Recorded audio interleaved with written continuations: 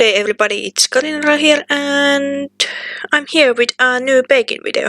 This time we go back to different pie recipes with my two favorite rhubarb pie recipes. Of course you can make this with basically any berries and fruit.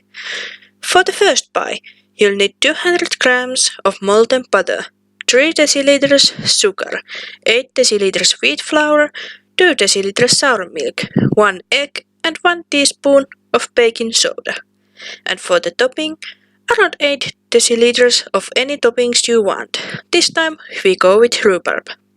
And this will make one baking sheet of pie.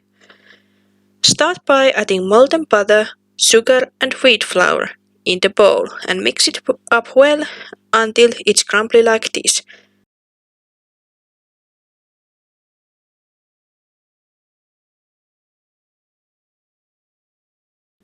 Separate around 2 deciliters of the crumble to other bowl.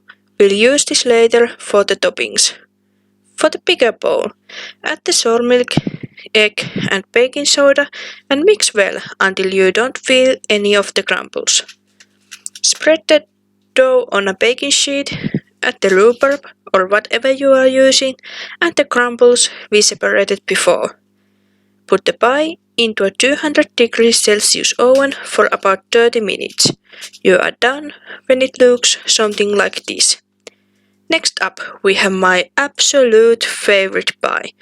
For 2 of these we need 250 grams of butter, 4 deciliters sugar, 6 eggs, 5 deciliters of wheat flour, 8 deciliters of rhubarbs, and 500 grams quark and 2 tablespoons vanilla sugar.